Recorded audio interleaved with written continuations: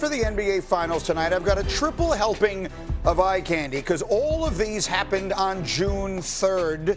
So this is the anniversary of Game 3 of the '84 final when Magic Johnson had 21 assists. Michigan's finest. Setting what remains an NBA Finals single-game record. Rambus! The Celtics and Lakers in one of their legendary meetings. Oof.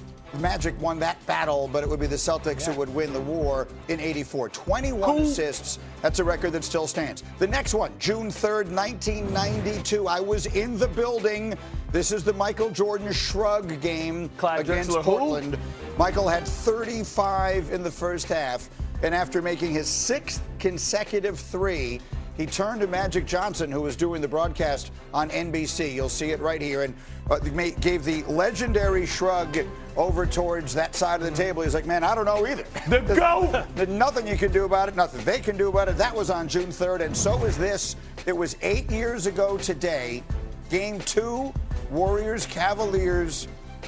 Steph Curry hit 9 Congrats, threes. yo, man. Steph just got a game. Billy Greeny. A half a bill. Break the all-time NBA Finals record for most three-pointers made in a single game. So historically, June 3rd has been a very good and interesting day in the NBA Finals. Let me get a quick take. I'm going to be completely honest and transparent here. We were having some trouble with Windy's signal. Oh, he's got it back again? Okay, then let's go. Let's talk about the Knicks. We'll get you guys in a minute. Now we're out. Hold your water. The Knicks have won each of their last 11 games in the playoffs, with their last loss coming on April 23rd. Lewis, you know when that was?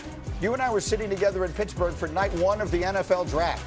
Yep, That's the last time the Knicks lost a game. Hey, man. Hey. Might be the... We going streaking, Greeny. They're the 5th team ever to win 11 straight games in a single postseason. 3 of the first 4 would win the title. Yesterday, Josh Hart was asked about the responsibility this Knicks team feels to bring a title back to New York after 53 years. Obviously a tremendous honor. I don't think we're really looking at it that way right now. I think we're just locked in on focus at the task at hand. And then we can look back, you know, when everything's all said and done, and really embrace, you know, this process and this run. It's just more important for me to be aggressive in my playmaking, whether it is making the shot or is, you know, making that right pass and getting our offense in the flow. For me, I just, you know, continue to do what's gotten us here and continue to believe in our team. For those of you watching around the country, it's really hard to put into words just what the spirit is like in the city. What it reminds me of was the year that the Cubs were in the World Series in October, and everyone felt like it might finally happen, and it did. This has that kind of vibe. And as I was saying, we were having trouble with Windy's shot, so he has gone to the Alamo. So the Windman has moved that quickly. He's got the cat-like quickness. I forgot about it, and then I remembered it. We have the Alamo. We have the Alamo. Remember the Alamo. That was lame. And so Windy is there. No, I liked it. I liked it very much. All right, we got Windy, we got Monica, we got Vincenzo. Incredible shot. Let's dive into this. Let's talk about Jalen Brunson, because Windy, Jalen Brunson has become the Knicks superstar, and he is the man they turn to when they need a bucket. But the Spurs have a backcourt, and particularly a fella by the name of Stephon Castle, who has been making life absolutely miserable for guards in these playoffs.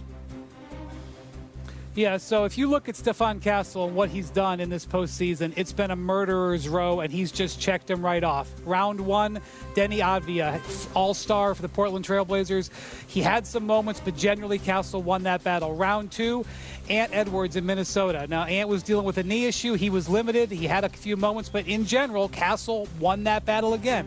Round 3, how about two-time MVP Shai Gilgeous-Alexander? Again, Shai had some moments, but on balance, it was Castle who held Shai below his averages and forced just with Victor Wembanyama at his back.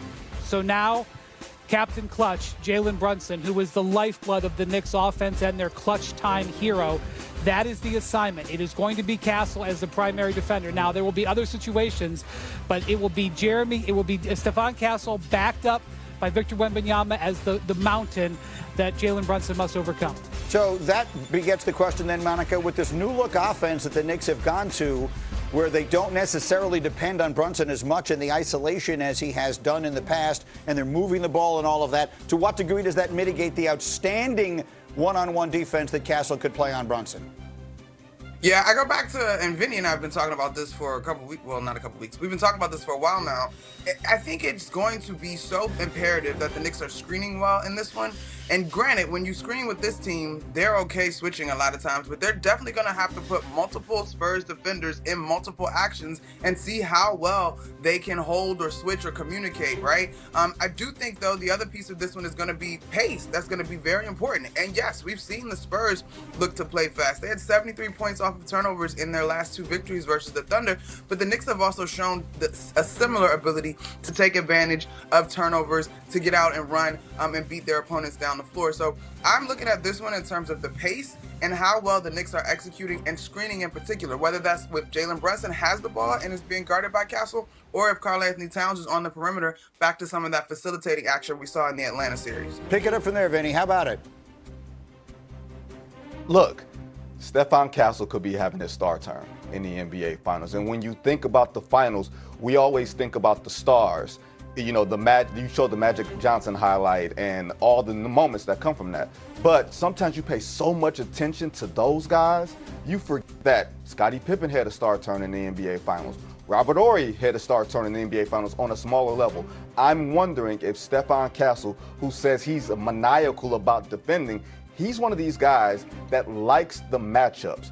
When you go and take on Shai Gilgeous-Alexander and Anthony Edwards and now Jalen Brunson, you're taking advantage of wanting the responsibility of being able to shut down the top players on the other side. Defense is a chore, and he's someone who does not take this as a chore. I'm wondering if this is going to be a star turn for Stephon Castle in this series. I think that's a really good point, and I think it is also worth pointing out, and this is in no way to take anything away from him. He's outstanding. But it reminds me, Wendy, to some degree, I got football players sitting next to me here, including Lewis, who was a safety. When you've got safety help over the top, it's a lot easier to play corner. So when you've got 7'8" Victor Wembanyama standing behind you, and yes, I make him taller every time I reference him. When you've got Victor Wembanyama standing behind you, ready to clean up any mistake you might make, I'm not in any way diminishing the outstanding defense Stephon Castle plays. But boy, that is a nice luxury to have, Windman. Yeah, there's 2 luxuries. Number one, they have that, and they're either going to leave Victor probably on Josh Hart or the weakest shooter on the court in this series, and so Victor can stand more towards the middle. The second thing is, in the last round and the round before that, it was easier for Jalen Brunson to hunt the weakest defender. We saw him absolutely torch James Harden in the last round. The Spurs don't have a weak perimeter defender, and that's why they have been in this spot. They have been a top defense all year long, so Brunson won't be able to pick his battle as successfully. But look, anybody who has wagered against Jalen Brunson, either this season or in his career, has ended up on the wrong side. Brunson knows the battle ahead of him. He knows it's going to be a team effort, and he knows he's got some weapons too. So that is going to be where the rubber meets the road, though, in this series. Can Jalen Brunson get unlocked in ways that Shai Gilgeous-Alexander, frankly, wasn't very much able to? All right, let me get to the Wembanyama sound here, because Malika sat down with Victor talking about what it takes to win a championship in the league. He's only 22 years old, but he has a maturity that feels well beyond that. Here's what he told her. I think the common sentiment, Victor, in the NBA is be patient. You'll get there eventually, but first you have to go through it before you get to the mountaintop. Yeah. You gave me a look like you don't think that that's true. I agree to be patient, but just to some extent. I think being impatient can be a virtue at times, because all those greats, you know, they have been impatient. And if you're impatient 10 times, you know, yeah, maybe 9 times you're gonna be impatient, but maybe that one time it's gonna make you do something that you were not supposed to do, make you play over your level, make you overachieve. And I think that's the difference maker between good and great. God, it sounds even better with that accent, doesn't it? It is very difficult not to be taken by Victor Wembanyama. Monica, what do you think of that? We're making a turn on the phrase. We will now say impatience is a virtue. Listen, I have been so thoroughly impressed by Victor Wembanyama, y'all, and I'm sure I'm not alone in that sentiment, but this entire Spurs group as well. I mean, as we are preparing for this series, this is a different group from the 2 regular seasons with meeting with the Knicks, even from the NBA Cup. And so I think Victor's grasp on the emotional experience, right, is so impressive to me. He's not denying how bad he wants to win. He's not denying the process of winning. Like, he's just so in touch with himself holistically, and obviously we see what he does as a basketball player. And so I think his wisdom is far beyond his years. And I know I was one that was hollering about inexperience. I've had to put that out the bag.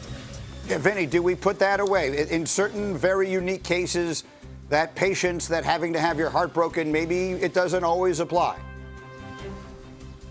Well, he's broken all the rules, Greeny. And if you think about the old paradigm of you got to lose before you win, think about what was required to beat the Oklahoma City Thunder, a dynastic team that had problems with just one team this year. It was the San Antonio Spurs. And like I said it before, Greeny, when we were last together, that was the single biggest playoff win of one franchise over another team since 2016, when LeBron walked down the Golden State Warriors in Game 7 of the NBA Finals. That was a seismic change. The question is, do you have enough emotion left in your reservoir?